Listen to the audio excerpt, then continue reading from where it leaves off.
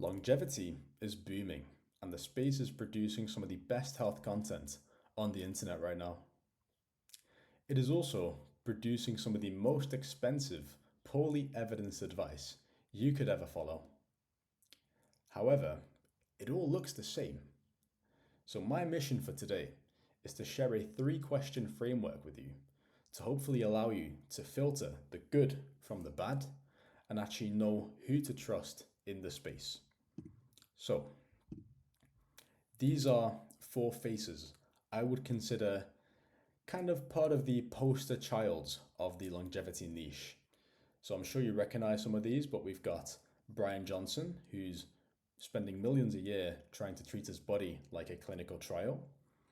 We've got Andrew Huberman, who's built one of the world's most listened to podcasts around neuroscience research. Then we've got Dave Asprey, who's been in the biohacking space for over a decade. And we've got Siim Land, who writes books and synthesizes research at a very high rate. And I listen to these people and I take what they say seriously, but I don't listen to them blindly. And I have a certain approach that I'm going to share with you in the next slide, which is this, right? So my approach is I don't take everything at face value. Instead, I follow a framework like this. I contextualize their advice. So I hear a recommendation. First thing I do is I put it into context. Like, does it make sense for me to apply this recommendation into my life?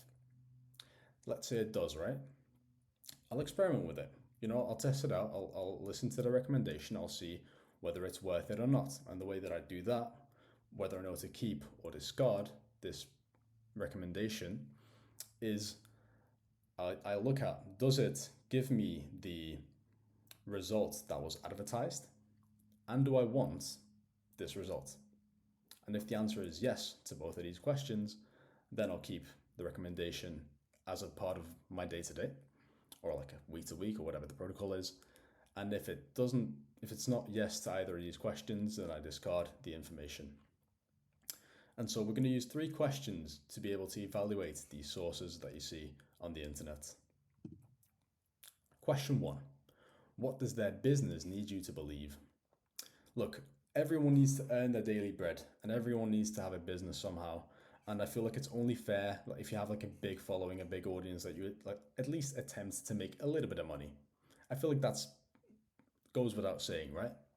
And so for example, you've got things like David Asprey and this Bulletproof Coffee and supplement line, which you can see on the right. That's the Bulletproof Coffee. And so the question you need to ask yourself around like specific advice is, would they give me this advice if they had nothing to sell me? And then if we kind of reverse engineer this idea,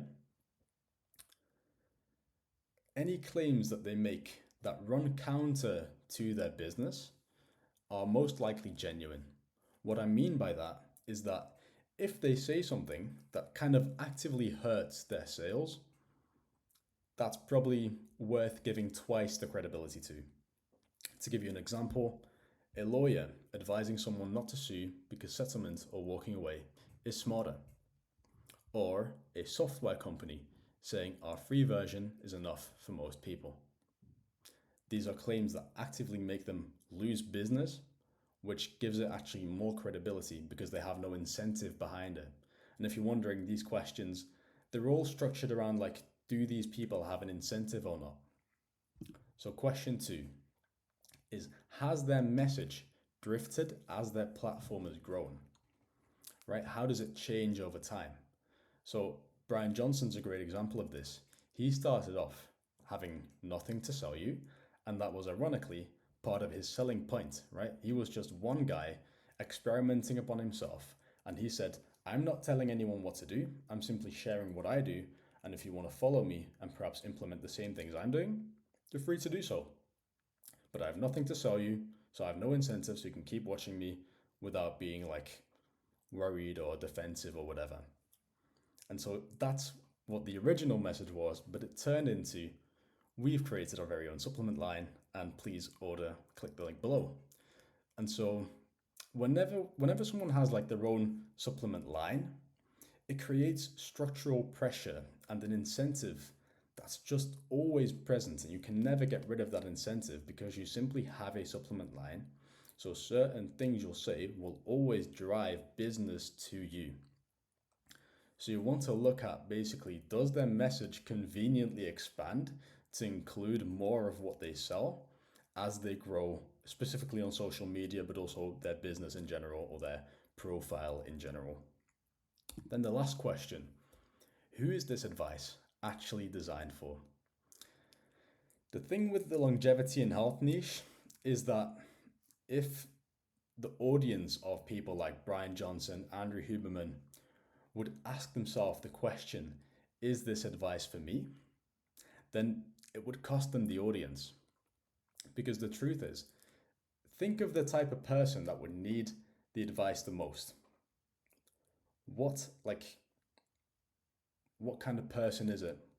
Well, they're probably sedentary, they're probably overweight, perhaps obese, they're probably chronically sleep deprived, perhaps they're on medication. And so, do you think those types of people are consuming health content? Of course they're not.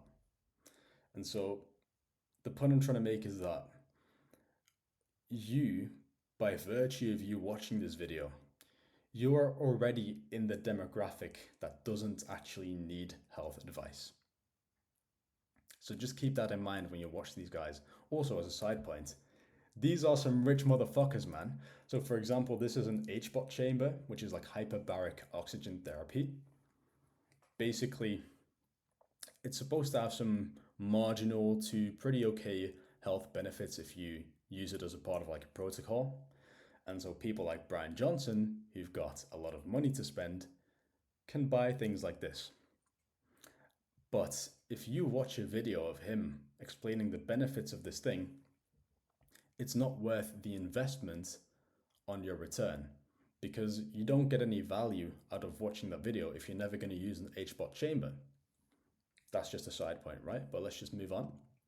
So to give you one example of how I would apply this, within the longevity scene, it's been less recently, but in the past, there were kind of like two camps around protein.